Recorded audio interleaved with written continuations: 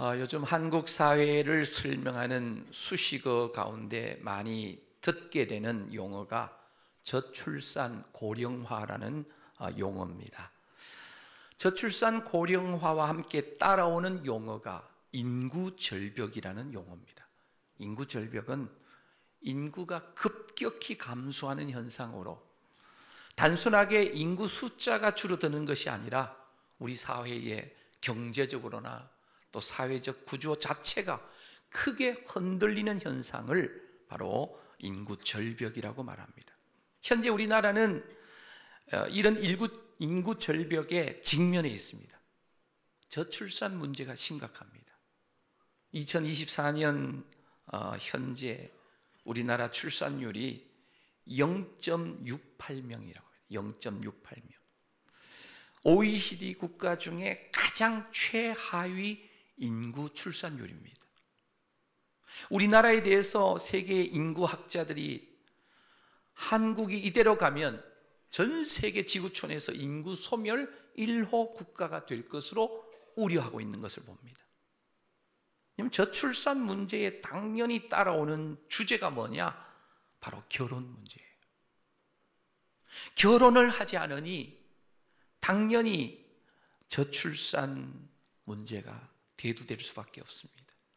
자기 중심적인 결혼을 꿈꾸고 결혼하는 것보다 하지 않는 것이 경제적으로 현실적으로 더 득이다라고 생각하면서 결혼을 기피하고 비혼주의자가 늘어나는 겁니다.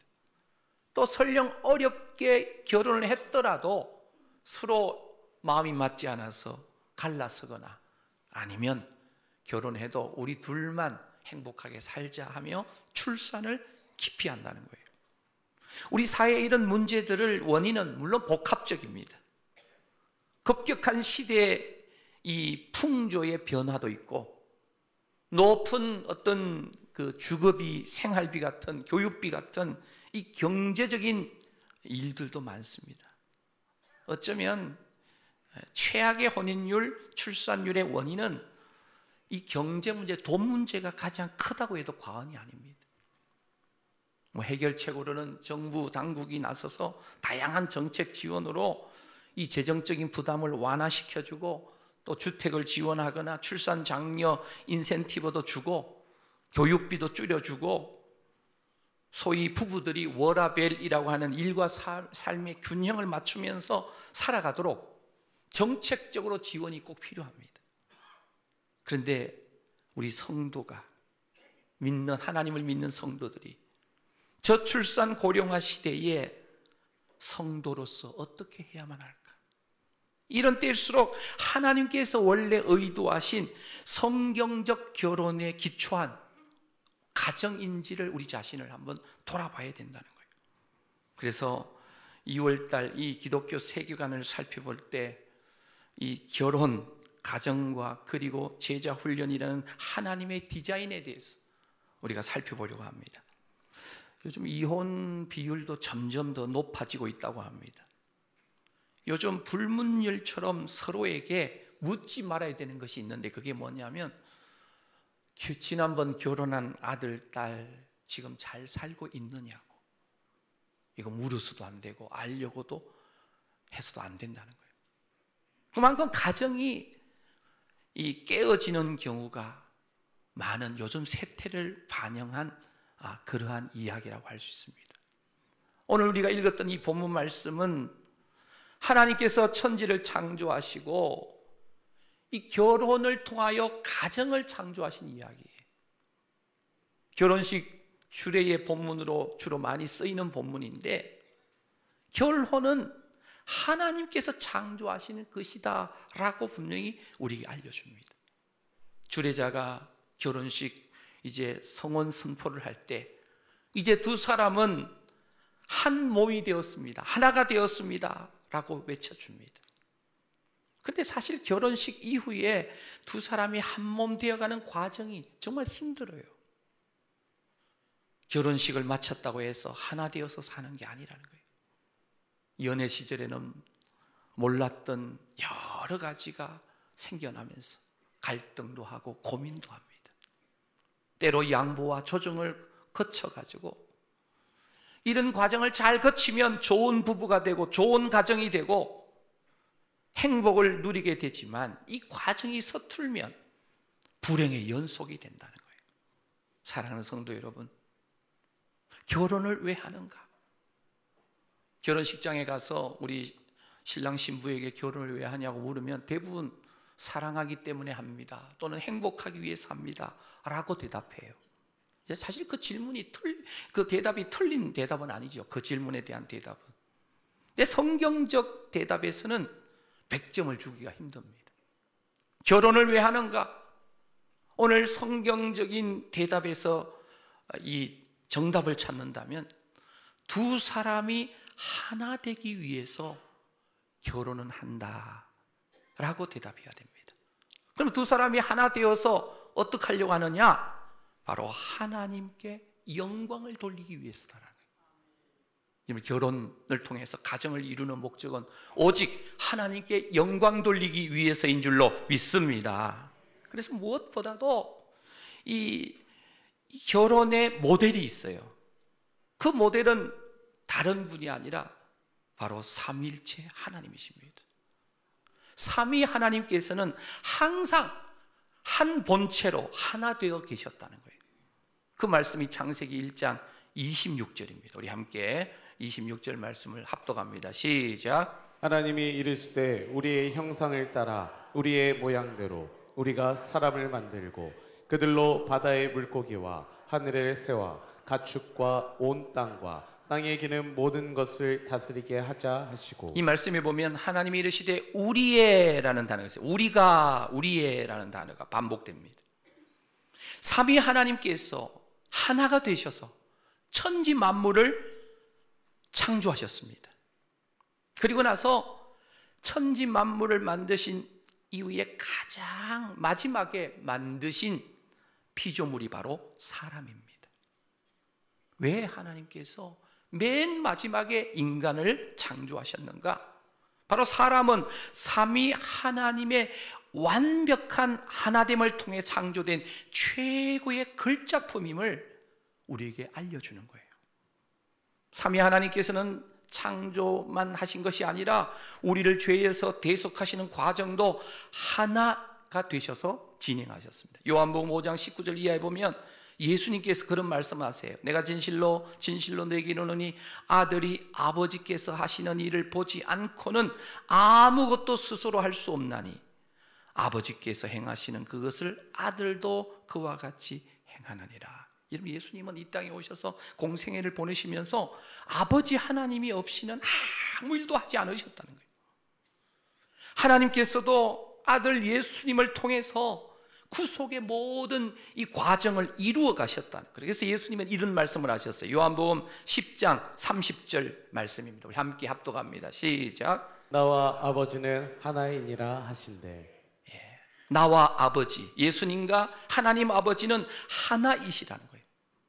삼위일체 하나님은 이렇게 항상 하나이셨듯이 하나님께서 만드신 최초의 공동체 이 가정도 결혼을 통해서 하나 되길 원하셨다는 거예요. 오늘 우리가 함께 읽었던 교독했던 21절에 보면 하나님께서 아담을 창조하셨는데 아담을 깊이 잠들게 하셔가지고 아담의 갈비뼈로 아담의 돕는 배필 바로 하와를 창조하셨습니다. 그리고 나서 24절에 이렇게 기록합니다. 24절 말씀 우리 함께 읽겠습니다. 시작. 이러므로 남자가 부모를 떠나 그의 아내와 합하여 둘이 한 몸을 이룰지로다. 아담과 하와가 두 사람이 만나서 결혼을 통해서 최초의 가정을 이룬 겁니다.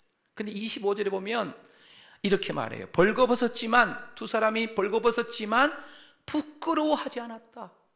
어떻게? 이유가 뭘까요? 하나기 때문에, 한 몸 되었기 때문에. 하나님의 형상대로 지음받은 인간은 홀로 행복한 존재로 살 수가 없다는 거예요. 사랑의 관계가 필요하기 때문에.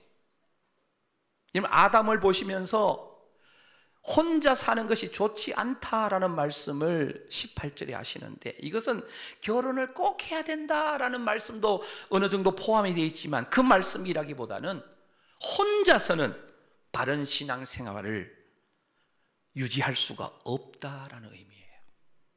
영적 교제를 나누는 부부가 필요하고, 영적 교제를 나누는 이 신앙 공동체가 필요하다는 것을 그 표현을 통해서 알려준 거예요.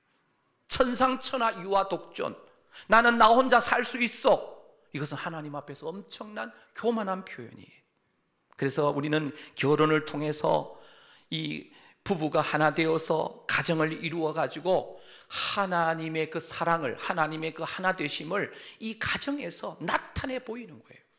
육체적으로도 하나 되고, 정신적으로도 하나 되고, 영적으로도 하나 되어서 서로 노력하고, 그래서 아름다운 가정을 이루게 되는 거예요. 그래서 결혼의 최고의 목적은 이 하나님의 영광입니다. 저는 우리 송옥에 속한 모든 성도님의 가정이 하나님께 영광 올려드리는 아름다운 가정들이 꼭 되어지기를 간절히 소망합니다. 이 목적을 위해서 하나 되어서 제대로 살 때 참된 행복이 오고 기쁨이 오는 거예요. 그래서 결혼은, 이 가정을 이루는 것은 행복을 위해서 이루는 것이 첫 번째가 아닙니다. 하나님처럼, 삼위일체 하나님처럼 하나 되어서 하나님께 영광을 돌리고 하나님께 영광 돌림으로 오게 되는 참된 행복, 기쁨을 누리게 되는 겁니다. 그래서 반드시 성경에서 우리에게 알려주는 것은 하나님께서 예정하신, 짝지어 주신 배우자를 만나서 결혼해야 된다. 마태복음에 보면 하나님께서 짝지어 주신 것을 나누지 못할지니라 이렇게 말씀하죠. 그리고 결혼한 이후에도 계속해서 하나 되기 위해서 말씀 안에서, 믿음 안에서, 성령 안에서 서로 힘써야 됩니다. 누구처럼? 삼위일체 하나님처럼 하나 되어야 된다는 거예요. 우리 창세기 1장 26절을 다시 한번 우리 합독하도록 합니다. 시작. 하나님이 이르시되 우리의 형상을 따라 우리의 모양대로 우리가 사람을 만들고 그들로 바다의 물고기와 하늘의 새와 가축과 온 땅과 땅에 기는 모든 것을 다스리게 하자 하시고. 하나님께서 모든 피조물들을, 우주 만물을 창조하셨는데 모든 피조물 가운데 하나님의 형상을 따라 하나님의 모양대로 만들어진 존재는 바로 사람밖에 없어요. 하나님의 형상, 하나님의 모양대로 사람을 만들고 했습니다. 왜 유독 사람만 하나님의 형상을 따라 창조하셨을까요? 그 이유가 창세기 1장 26절 뒷부분에 있어요. 그들로 바다의 물고기와 하늘의 새와 가축과 온 땅과 땅에 기는 모든 것을 뭐하게 하자? 다스리게 하자 하시고, 하나님의 형상을 따라 인간을 지으신 이유는 바로 이것입니다. 다른 어떤 피조물도 하나님의 형상을 따라 창조되지 않았는데 유일하게 사람만 하나님의 형상대로 창조하셨는데, 하나님의 형상을 이야기할 때 가장 보편적인 말씀이 바로 하나님께서 사람을 통하여 통치하시기 위해서 하나님의 형상을 우리 사람들에게 허락하여 주셨다라고 기록하고 있습니다. 그래서 하나님의 형상을 나타내기 위해서, 하나님의 형상을 이루기 위해서 남자와 여자로 창조하셨는데, 바로 하나님의 형상이 남자와 여자의 결혼 관계 속에서, 그리고 가정을 통해서 하나님의 형상을 나타내 보여준다는 거예요. 하나님께서 사람을 창조하시는데 먼저 아담부터 흙으로 창조하셨습니다. 근데 동물들을 창조하실 때는 이 암컷, 수컷을 동시에 창조하셨어요. 그런데 아담을 창조하시고 난 뒤에 하와는 나중에 창조하셔요. 그러니까 시간적 간격이 있다는 거죠. 그런데 이 아담을 흙으로 먼저 창조하셨는데, 이 흙을 이 히브리어 단어로 원문에 보면 아파르라고 합니다. 아파르. 이 아파르는 흙이라는 단어도 있고 티끌이라는 뜻도 있고 먼지라는 의미도 있습니다. 뭘 의미할까요? 인간에게, 사람에게 하나님이 생명이 없으면 먼지처럼 허무한 존재라는 거예요. 오늘 예배 자리에 계신 우리 모든 성도님들, 예수 생명, 하나님의 생명이 우리 성도님들 가운데 함께 하시는 줄로 믿습니다. 하나님의 생명이 있을 때 우리 인생이 의미 있는 인생, 가치 있는 인생, 보람 있는 인생을 살 수가 있다는 거예요. 그래서 아담을 이 아파르 흙으로 창조하셨는데 그 코에다가 생기를 불어넣으셨죠. 그리고 이후에 아담을 깊이 잠들게 하시고 아담의 갈비뼈를 하나 취하여서 하와를 창조하셨습니다.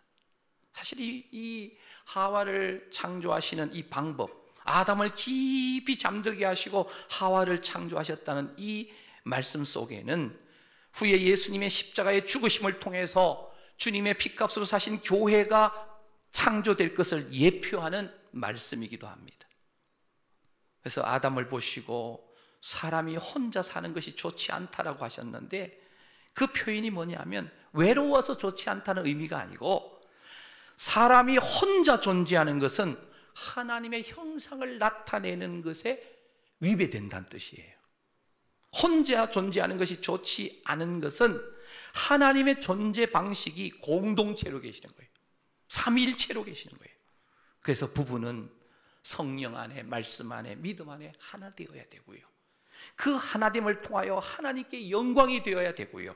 그 하나님께 영광이 되어지는 그 모습을 보고 하나님의 형상을 많은 사람들에게 나타내 보여주는 그런 삶을 살아야 될 줄로 믿습니다. 그래서 우리 성도님들은 성령 안에 하나 되어야 돼요. 말씀으로 하나 되어지고 믿음으로 하나 되어지고 하나님의 생명으로, 예수 생명으로 하나 되어져서 하나님의 형상을 드러내 보여주는 부부가 되시고 가정이 되시고 우리 성도님들이 꼭 되어지시기를 주님의 이름으로 축원합니다. 성삼위 하나님께서 이 하나의 일체를 이루는 그 사랑 안에서 하나님의 영광, 하나님의 형상이 드러나는 거예요. 그래서 아담 혼자 하나님의 형상을 드러낸 것이 아니라는 거예요. 아담과 하와의 관계, 서로 사랑하는 결혼 관계 안에, 그리고 그 가정 안에 하나님의 형상이 드러나야 된다는 거예요. 예수님께서도 제자들에게 그런 말씀을 하셨어요. 요한복음 13장 35절 우리 함께 합독합니다. 시작. 너희가 서로 사랑하면 이로써 모든 사람이 너희가 내 제자인 줄 알리라. 예, 서로 사랑할 때 비로소 하나님의 형상이 선명하게 세상에 드러난다라는 거예요. 가정이 하나님의 형상을 이루기 위해서 하나가 돼야 돼요. 다른 것으로 하나 되는 게 아니고 말씀으로, 믿음으로, 성령 안에서 하나가 되어질 때 그 부부를 통하여, 그 가정을 통하여 하나님의 임재를 보여주고 하나님의 형상을 많은 사람들에게 보여주게 된다는 사실을 믿으시기를 바랍니다. 그래서 그 다음 그 관계 안에서 자녀를 낳아서 어떻게 하라고요? 성경은 이야기합니다. 생육하고 번성하여 땅에 충만하라는 거예요. 땅에 충만하라.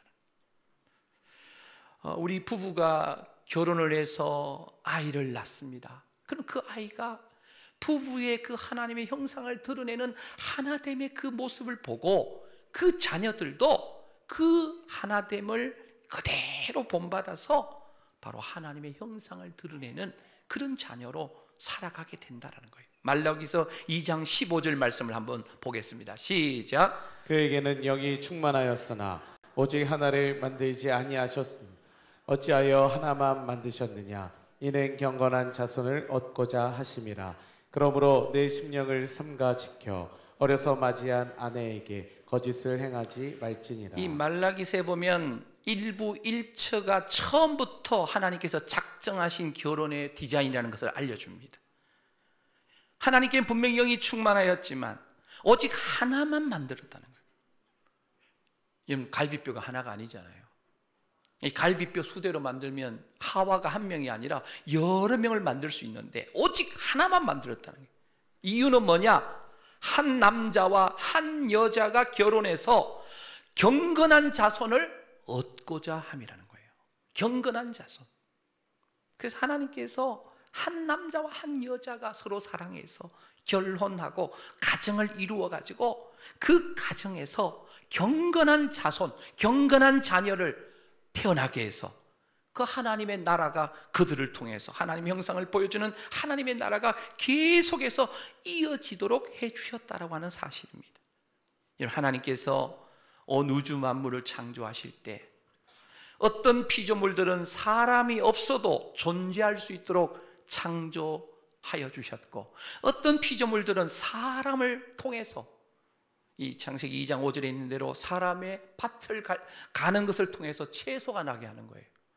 밭을 가는 걸 통해서 여러 가지 곡식들이 나오게 하고, 사람들이 경작함으로 통해서 여러 가지의 이 창조물들이 나타나도록 만드셨다는 거예요. 그래서 하나님께서 이 사람을 통해서 여러 가지 창조 행위를 이루어 가시는데, 그 방법이 바로 결혼이라고 하는 가정을 통해서 이루어 가신다는 거예요. 오늘도 살아계신 하나님께서는 우리 많은 사람들에게 지혜와 재능을 주셔가지고 하나님의 그 창조의 능력을 말씀을 통해서 이어받아서 우리가 이 땅에서 여러 가지 기계도 만들고, 우리 손에 잡혀 있는 이 스마트폰, 제가 질문하면 우리 성도님들이 헷갈릴 거예요. 스마트폰 사람이 만들었습니까? 하나님이 만드셨습니까? 이러면 사람이 만들었잖아요. 그런데 기억하십시오. 하나님께서 구약의 성막을 만드실 때 하나님께서 직접 만드실 수 있지만 모세에게 성막의 설계도를 주시고, 성막을 지을 수 있도록 그 사람들 올리압 부살레를 선택하셔가지고 지혜와 성령 충만함을 주셔가지고 성막을 짓게 하셨다는 거예요. 왜냐하면 자동차를 만든 것은 분명히 사람이 만들었지요. 근데 그 사람이 이 자동차를 만들도록 배후에서 조종하시고 역사해 주신, 지혜 주신 분은 우리 창조주 하나님이신 줄로 믿습니다. 그래서 하나님께서 주시는 지혜를 가지고 우리는 이 땅에서 창조물들을 만들어낸 거예요.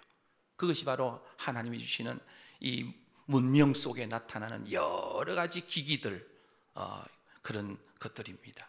그래서 사람이 교만해지면 하나님께서 지혜 주셔서 이것을 나에게 만들게 해주셨다라고 고백하지 않고 내가 만들었다고 고백하는 순간 인간은 바로 교만 속에서 하나님 앞에 죄를 짓게 되는 거예요.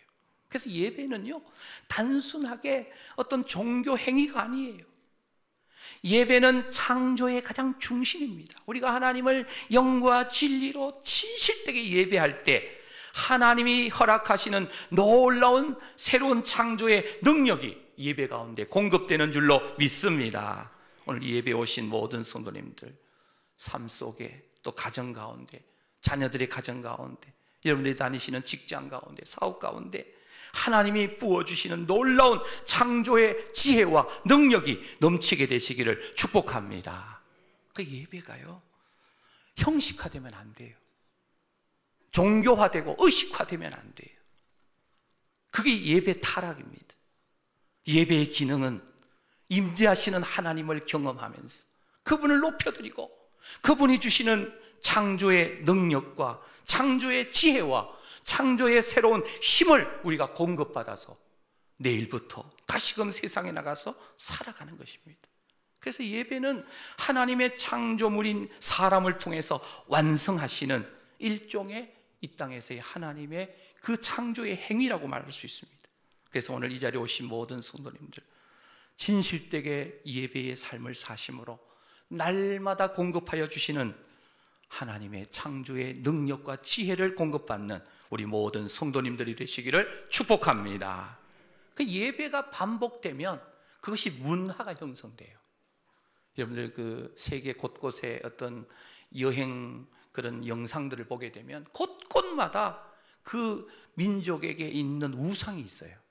우상 숭배에 춤이 있고 노래가 있고 어떤 여러 가지 연극이 있는데, 그것을 분석하면 결국은 그 민족이 그 문화를 형성하기 위해서 우상 숭배를 한 거예요. 가정 안에 어떤 분위기인가, 가정의 문화, 가족들이 모였을 때 가장 많이 하는 것이 무엇인가를 이렇게 확인해 보면 그 가정의 중심이, 가정을 움직이는 중심이 무엇인지를 우리가 알 수 있습니다. 오늘 이 시대는 너무나 만모니즘의 시대이기 때문에 돈이 그 가정의 중심이 될 때가 많아요. 때론 명예가 중심이 되기도 하고, 요즘은 자녀도 저출산 시대다 보니까 한 명밖에 낳지 않다 보니까 자녀가 그 중심이 될 때가 많아요. 어떤 사람은 성공이 그 중심이 되기도 하고. 기억하십시오. 어떠한 경우에도 하나님 중심, 말씀 중심, 하나님께 영광을 돌리는 이 예배의 삶만큼은 포기할 수 없고 양보할 수 없는 것이라는 사실을 믿으시기를 바랍니다. 그래서 성도님의 가정은요, 다 예배가 중심되는데 하나님 중심으로, 말씀 중심으로 우리 가정은 성령 안에 하나 되어, 말씀 안에 하나 되어 하나님의 형상을 닮아 하나 되어서 하나님께 영광 올려드리는 그런 성도님들의 그 예배자의 가정이 꼭 되어지기를 주님의 이름으로 축원합니다. 그래서 예배는 하나님의 창조를 실행하는 그런 이 현장입니다. 그게 가정이에요. 늘 가정 예배를 통하여 이런 하나님의 창조의 그 이 실체를 경험해 가는 그런 곳이 돼야 된다는 거예요. 예배가 하나님의 창조를 이 땅에 수행하는 그런 하나의 경영 방식이 된다는 거예요. 십계명은 두 돌판에 주어졌죠. 첫 번째 돌판에는 1계명부터 4계명까지 기록되어 있습니다. 하나님께 대한 계명이에요. 예배에 대한 항목입니다. 그래서 하나님을 사랑하는데 마음과 뜻과 힘과 지혜와 생명을 다해서 하나님을 사랑하면서 예배해야 되는 줄로 믿습니다. 그렇게 예배하면 하나님을 그렇게 사랑하는 그 사랑을 중심으로 해서 이제 두 번째 돌판 5계명부터 10계명 뭡니까? 내 이웃을 내 몸처럼 사랑하라고 하는 삶의 열매가 나타나게 된다는 거예요. 우리가 동성애 합법화를 하려고 하는 것을 반대하고 서명을 하고 그렇게 하는 이유가 뭐예요? 동성애자들이 미워서가 아닙니다. 그들이 하나님을 진실로 사랑하고 마음과 뜻과 힘을 다해서 생명 다해서 사랑해야 되는데 그렇게 하지 아니하는 것을 알기 때문에, 잘못되었는 것이기 때문에 그것을 우리는 반대하고 그들을 바른 길로 인도해 주고 싶어서 이 동성애법을 우리가 반대하고 서명도 하고 하는 것입니다. 소위 하나님을 예배하는 근거로 이웃을 사랑하게 될 때 우리는 참되고 바르게 적절하게 사랑하는 사람으로 살아갈 수 있게 되는 줄로 믿습니다. 여러분, 자녀를요 진실로 사랑하면 그 자녀가 바른 길로 가지 않을 때는 어떻게 해야 됩니까? 하나님의 말씀을 근거로 훈계하고 그를 징계해야 돼요. 잠언 13장 24절에 이런 말씀이 있어요. 우리 함께 합독합니다. 시작. 매를 아끼는 자는 그의 자식을 미워함이라. 자식을 사랑하는 자는 근실히 징계하느니라. 예, 자식을 사랑하면 매를 아끼지 않는다는 말이에요. 이 말을 오해하면 아이들을 막 때리라 이런 말로 들으시면 안 돼요. 하나님을 예배하는 근거로 자녀를 대할 때 이 자녀들을 참되게 사랑할 수 있다는 거예요. 그 자녀들의 마음속에 하나님 경외하는 사상을 심어줘야 된다는 거예요. 그래서 무엇보다도 이 남자와 여자가 만나서 이 결혼을 통해서 하나가 되고 가정을 이루고 그 가정에서 자녀가 태어날 때 바로 그 가족 모두가 말씀 안에 성령 안에 이 하나 되어져서 무엇보다도 하나님의 형상을 드러내 보여주는 하나님의 영광을 나타내는 가정으로 쓰임받게 될 줄로 믿습니다. 오늘 이 시대요, 사단이 가정을 치면 바로 하나님의 나라가 무너지는데 가장 지름길이다라는 것을 사단이 알아요. 그래서 요즘 이 시대에 보면 가정을 철저히 파괴시키고 있습니다. 부부간의 갈등이 있게 만들고 이혼하게 만들고 또 부모와 자녀 간의 관계가 깨지게 만들고, 그래서 사단은 가정이 하나님의 창조 사역과 관련해서 가장 중요한 위치에, 가장 기초적인 위치에 있다는 것을 누구보다 사단이 잘 알기 때문에 가정을 계속해서 공격하는 겁니다. 그래서 무엇보다도 가족이 철저히 해체되도록, 자녀가 탈선하도록 사단은 계속해서 부추기는 거예요. 사랑하는 성도 여러분, 오늘 하나님께서 창조하신 이 결혼을 통해서 가정이 이루어지는데 무엇보다도 이 가정을 통하여 하나님께 영광이 되도록 하나님은 우리 모두를 창조하시고 인도하고 계신다는 사실을 믿으시기를 바랍니다. 우리는 가정 안에서 자녀를 예배자로 키우는 거예요. 이게 부모의 역할이에요. 탁월한 예배자로 자녀를 배출하고 또 탁월한 예배자들끼리 만나서 결혼하고 하나님의 창조 행위를 계속해서 수행하는 연장선에 서도록 만드는 것이 바로 오늘 이 남자와 여자가 만나 결혼하고 가정을 이루어서 해야 되는 귀한 그런 모습이라는 거예요. 근데 언제부터인지 이 가정이 신앙전수의 역할을 잃어버린 거예요. 가정 안에서 남자와 여자가 철저한 예배자가 되어서 하나님을 경외하는 자녀로 양육해야 되는데 세상 분위기에 편성해서 이것을 놓치고 말았다는 거예요. 사랑하는 우리 성도 여러분, 우리 성호교에 속한 모든 성도님의 가정이 다시금 하나님께서 창조하신 그 원래 디자인 의도대로 하나님을 기쁘시게 하고 또 하나님을 높이고 성령 안에 하나 되어서 하나님의 형상을 드러내는 아름다운 가정들이 꼭 되어지기를 간절히 소망합니다. 그래서 이 가정 존재의 목적이 행복이 아닙니다. 행복은 결과물로 나오는 거예요. 성령 안에 하나 되어서 하나님의 형상을 드러내고 하나님께 영광이 되어질 때 행복이 되는 거예요. 그런데 남자와 여자가 만나서 내가 행복할 줄 알고 결혼했는데 내가 행복하지 않으면 눈을 다른 사람들에게 돌리게 되는 거예요. 그래서 사탄은 가정이 한 남자와 여자를 통해서 이루어진다는 이 개념부터 파괴를 시키는 거예요. 그래서 요즘 유치원에서부터 이 가정의 개념을 파괴시키도록 이 세상은 그렇게 교육합니다. 이제는 엄마와 아빠가 남자와 여자가 결혼해서 가정 이루는 게 아니고 남자와 남자도 결혼하고 여자와 여자도 결혼하고 여러 가지 형태의 가정이 있다라고 이미 일반 유치원에서는 그것을 가르치고 있다고 합니다. 참 안타깝죠.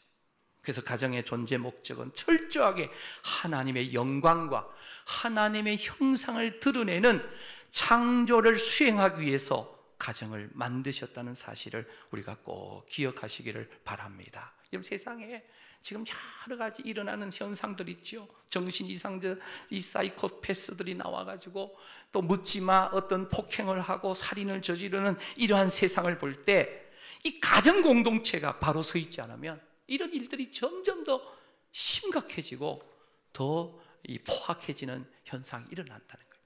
오늘 이 자리에 오신 우리 모든 성도님들 가정이 하나님의 말씀으로 그리고 성령으로 다시금 회복되어지는 은혜가 꼭 있게 되어지기를 간절히 소망합니다. 하나님께서 창조하신 이 결혼을 통해 우리가 하나 되기 위해서 명심하고 주의해야 할 게 뭔가? 첫째, 죄를 멀리해야 됩니다. 죄. 이 죄는 하나님과의 관계뿐만 아니라 사람들과의 관계도 다 깨뜨리는 주범입니다. 아담이 처음 하와를 봤을 때 뭐라고 고백했습니까? 창세기 2장 23절에 보면 이런 고백을 했죠. 이는 내 뼈 중에 뼈요 살 중에 살이라. 무슨 표현입니까? 너는 내 거다 이런 뜻입니다. 드라마 표현대로 하면 내 안에 너 있다 아니면 너 안에 내가 있다 이런 표현이죠. 얼마나 좋았으면 그렇게 표현했습니까? 그런데 아담이 그렇게 표현했던 아담이 죄를 지은 후에 하나님과 이 하와를 동시에 비난합니다. 창세기 3장 12절 말씀 우리 함께 읽겠습니다. 시작. 아담이 이르되 하나님이 주셔서 나와 함께 있게 하신 여자 그가 그 나무의 열매를 내게 주므로 내가 먹었나이다. 하나님이 하와를 주셔서 그랬습니다 하고 하나님 탓하고요 하와를 탓하는 거예요. 죄 짓고 나니까 벌거벗은 자신들의 몸이 부끄러웠던 겁니다. 그래서 무화과 잎으로 가리고 숨을 필요가 없었던 에덴 낙원에서 숨어야만 했다는 거예요. 그들이 편안하게 살던 에덴 동산이 불편한 곳이 되고 말았다는 거예요. 어떻게 해야 됩니까? 빌립보서 2장 2절 이하에 보면 마음을 같이하여 같은 사랑을 가지고 뜻을 합하여 한 마음을 품어. 중요하죠. 마음 같이 하고 같은 사랑 가지고 뜻도 합하고 한 마음을 품어서 끝부분에 보면 오직 겸손한 마음으로 각각 자기보다 남을 낮게 여기고, 여러분 남보다 남을 더 낮게 여겨야 되는데 겸손할 때 가능해요. 우리가 나보다 남을 낮게 여겨야 될 1차 대상이 누구냐면 배우자예요. 여보, 당신이 나보다 훨씬 더 나아 라고 말해줘야 돼요. 내가 너보다 낫다고 생각하면 부부싸움 하는 거예요. 당신이 훨씬 나보다 나아 라고 말하면 이 부부싸움이 멈춰지는 거예요. 자, 두 번째는 각자 역할에 충실해야 됩니다. 바울은 이 에베소 교회에 편지하면서 남편과 아내에게 각각 있는 역할을 이야기해 줍니다. 먼저 남편의 역할입니다. 에베소서 5장 25절부터 27절 말씀 우리 함께 읽겠습니다. 시작. 남편들아, 아내 사랑하기를 그리스도께서 교회를 사랑하시고 그 교회를 위하여 자신을 주신같이 하라. 이는 곧 물로 씻어 말씀으로 깨끗하게 하사 거룩하게 하시고 자기 앞에 영광스러운 교회로 세우사 티나 주름 잡힌 것이나 이런 것들이 없이 거룩하고 흠이 없게 하려 하심이라. 예수님이 하신 역할이에요. 그리스도가 하신 역할이에요. 예수님이 하신 역할이 뭐예요? 교회를 사랑하시고 그 교회를 위해서 자신을 내어주셨습니다. 십자가에 죽기까지 하나님의 뜻에 복종하신 바로 그 역할이 남편이 해야 되는 역할이에요. 빌립보서 2장 8절에 사람의 모양으로 나타나사 자기를 낮추시고 죽기까지 복종하셨으니 곧 십자가에 죽으심이라. 신랑이신 예수님은 십자가의 죽음을 통해서 그리스도의 신부인 교회의 성도들을 사랑하셨다는 거예요. 이것이 남편의 역할이에요. 남편은요, 목숨 내서 아내를 사랑한다면 그 가정은 행복할 수밖에 없죠. 하나님의 뜻을 이룰 수밖에 없죠.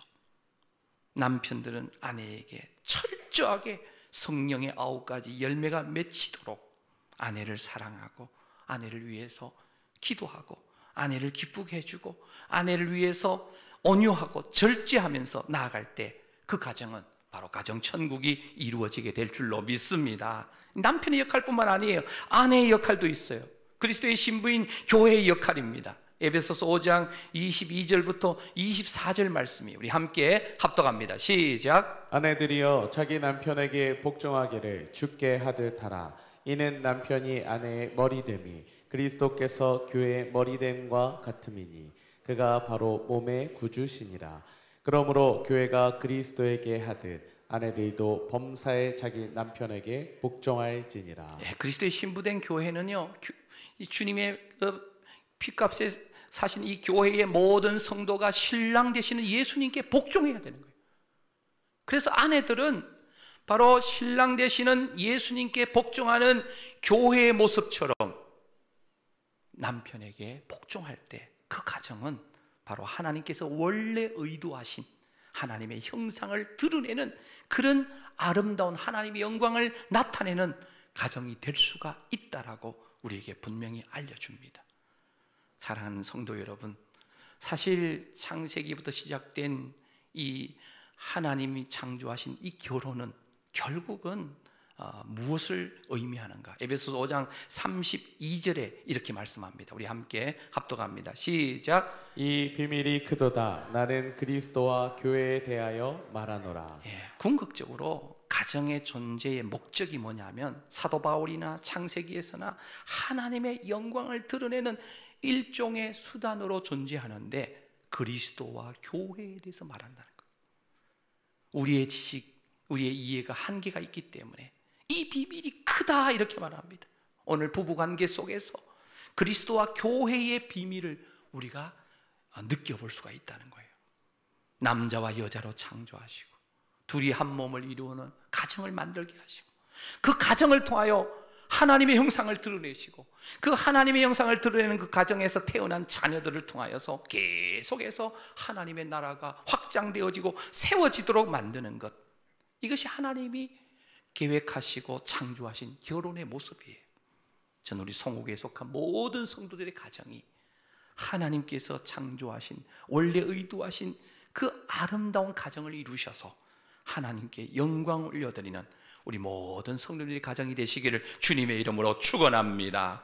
에베소서 5장 33절 마지막으로 읽겠습니다. 시작. 그러나 너희도 각각 자기의 아내 사랑하기를 자신같이 하고 아내도 자기 남편을 존경하라. 예, 아내 사랑하기를 그리스도가 교회를 사랑하신 것 같이 하고 아내도 자기 남편을 존경하고 복종해야 된다는 거예요.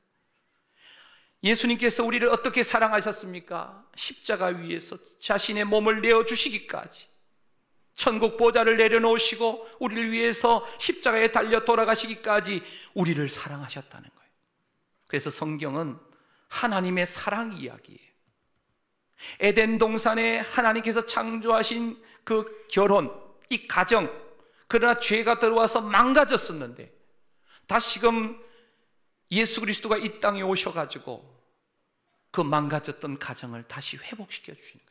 완전한 회복은 어디서 이루어지느냐? 요한계시록에 보면 어린 양과 혼인잔치 회복으로 완성되시는 거예요.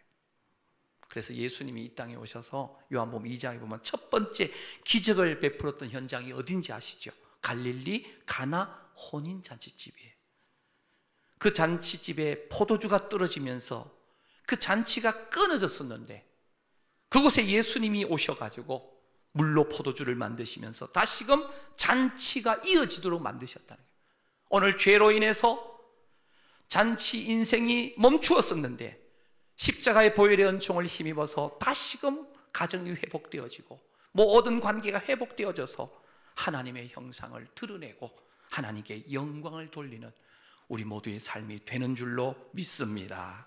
그래서 성경 전체의 이 내용이 바로 그거예요. 하나님의 사랑 이야기. 오늘 하나님께서 창조하신 결혼, 두 사람이 만나서 결혼하고 가정을 이루어서 하나 되어짐으로 하나님의 형상을 드러내고 그 가정에 태어나는 자녀 손들을 통해서 경건한 자손들을 통해서 계속해서 주님 오시는 그날까지 아름답게 이어져서 여러분의 가정이 또 가문이 하나님께 영광 올려드리는 그런 가정들이 꼭 되어지시기를 주님의 이름으로 축원합니다. 그 가정에 우리 송옥의 모든 성도들이 한 가정도 빠짐없이 함께 동참하는 그런 은혜가 넘치게 되시기를 다시 한번 주님의 이름으로 축복합니다.